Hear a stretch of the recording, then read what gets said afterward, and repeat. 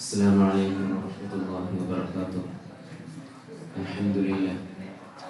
ഈ ഒരു നിറഞ്ഞ സദസ്സ് കാണുമ്പോൾ നല്ല സന്തോഷം തോന്നുന്നുണ്ട്. നമ്മുടെ വിദ്യാർത്ഥികൾ ഇവിടെ അണിയിച്ചൊരുക്കിയ കലാവിരുന്നുകൾ ആസ്വദിക്കാൻ ഈ 2 ദിവസം പറ്റി. അൽഹംദുലില്ലാ. കഴിഞ്ഞ വർഷത്തേക്കാൾ ഏറെ വളരെ മനോഹരമായിരിക്കുന്നു എന്നാണ് എൻ്റെ അഭിപ്രായം. കഴിഞ്ഞ വർഷം നമ്മുടെ നിലവിലുള്ള ഉസ്താദ് ഇവർക്ക് പറഞ്ഞു കൊടുത്തു ഒരു മത്സരം എന്താണ്, ഒരു പാട്ടിൽ ശ്രദ്ധിക്കേണ്ട കാര്യങ്ങൾ എന്തൊക്കെയാണ്, ഒരു പ്രസംഗത്തിൽ എങ്ങനെയൊക്കെയാണ് പോയിന്റുകൾ ക്രമീകരിക്കേണ്ടത്, അതുപോലെ തന്നെ കഥ പറയുമ്പോൾ എങ്ങനെയാണ് നമ്മുടെ ആംഗ്യങ്ങൾ ഉണ്ടാവേണ്ടത്. അതിൻ്റെ എല്ലാം എല്ലാത്തിനും ഓരോ മത്സരങ്ങൾക്കും അതിൻ്റെ നിയമാവലികളുണ്ട്, അതിൻ്റെതായിട്ടുള്ള ചില ക്രമങ്ങളുണ്ട്.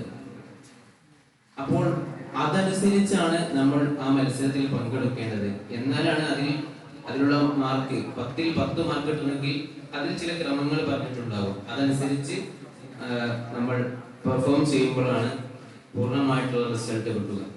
അങ്ങനെ കഴിഞ്ഞ വർഷം നമ്മുടെ വിദ്യാർത്ഥികൾക്ക് അദ്ദേഹം കുറെ കാര്യങ്ങൾ പറഞ്ഞു കൊടുത്തു, ഗൈഡൻസ് കൊടുത്തു. അദ്ദേഹത്തോടുമായി വാട്സപ്പിൽ ബന്ധപ്പെട്ടു, ഈ പാട്ട് പാടാൻ പറ്റുമോ, ഈ പാട്ട് എടുത്താൽ പ്രശ്നമുണ്ടോ. അങ്ങനെ അദ്ദേഹം നിരന്തരമായിട്ട് വിദ്യാർത്ഥികളെ ബന്ധപ്പെട്ടുകൊണ്ട് കുട്ടികളുടെ കലാപരമായിട്ടുള്ള സർഗാത്മകമായ പല ചോദനകളെയും ഉണർത്തിയെടുത്തു. അൽഹംദുലില്ലാ, അതിൻ്റെയൊക്കെ ഒരു റിസൾട്ട് ഇന്നിവിടെ ആസ്വദിക്കാൻ പറ്റി. ഈ 2 ദിനങ്ങൾ വല്ലാത്ത ദിനങ്ങളാണ്. ഞാൻ എൻ്റെ ലൈഫിനെ സംബന്ധിച്ച് പറയുകയാണെങ്കിൽ ഞാനിപ്പോൾ ഏകദേശം 10 വർഷമായി ഈ മുതഅല്ലിം ഫീൽഡിൽ. ഇൻഷാ അല്ലാഹ് ഇത് അവസാനത്തെ വർഷമാണ്. മർക്കസിൽ പാദവാർഷിക പരീക്ഷ വരാനിരിക്കുന്നു, അർദ്ധവാർഷിക പരീക്ഷ. നിങ്ങളെല്ലാവരും ദുആ ചെയ്യണം. വളരെ ജീവിതത്തിന്റെ നിർണായക ഘട്ടമാണ് ഈ പരീക്ഷ എന്ന് പറയുന്നത്.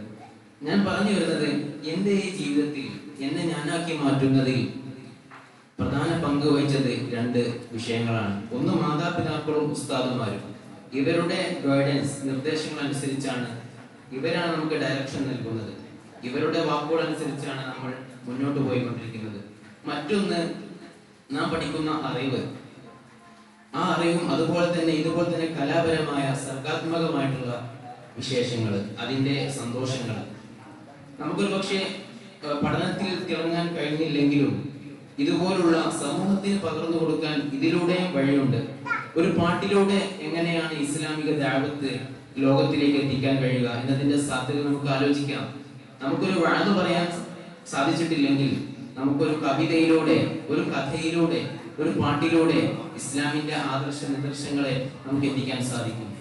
അതുപോലെ തന്നെ എൻ്റെ ജീവിതത്തെ സ്വാധീനിച്ച ഏറ്റവും പ്രധാനപ്പെട്ടതാണ് ഇതുപോലെ അസാസ് പോലുള്ള ഒരുപാട് സാഹിത്യവേദികൾ, അതുപോലെ തന്നെ സാമാജിക അവസരങ്ങൾ. സമാജത്തിൽ ഒരിക്കലും നമുക്ക് പ്രസംഗിക്കാൻ ആദ്യം ധൈര്യം വരുന്നില്ല. പക്ഷെ ഇന്ന് നിങ്ങളുടെ മുമ്പിൽ എണീറ്റ് നിൽക്കാനുള്ള ധൈര്യം ലഭിച്ചത് ഇതുപോലുള്ള വേദികൾ രക്ഷിതാക്കളായ നിങ്ങൾ ഞങ്ങൾക്ക് വേണ്ടി ഒരുക്കി തന്നപ്പോഴാണ്. അതുകൊണ്ട് ഈ ഇരിക്കുന്ന മക്കളെല്ലാവർക്കും, നിങ്ങളുടെ മക്കളെല്ലാവർക്കും നിങ്ങൾക്ക് വലിയത് പ്രതീക്ഷിക്കാനുണ്ട്.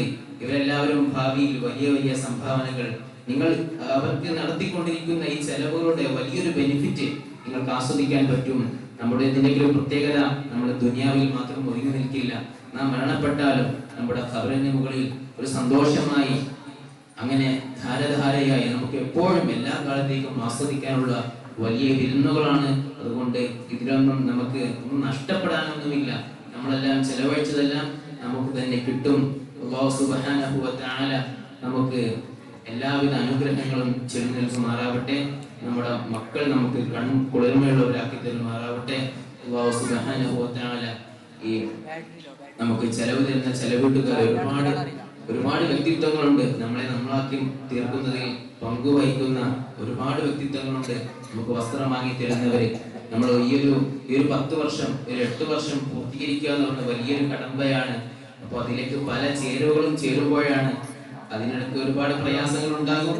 എന്നാലും അൽഹംദുലില്ലാ, അല്ലാഹു സുബ്ഹാനഹു വ തആലയുടെ ദീൻ പഠിക്കാനുള്ള ഭാഗ്യം എന്നത് ചില്ലറ ഭാഗ്യമൊന്നുമല്ലല്ലോ. ഇതിന് അല്ലാഹു പ്രത്യേകം തൗഫീഖ് നൽകിയവർക്ക് മാത്രമേ സാധിക്കുകയുള്ളൂ. അൽഹംദുലില്ലാ, ഈ പാതയിൽ തന്നെ തുടർന്നു പോവാൻ നമുക്ക് സാധിക്കുമാറാവട്ടെ.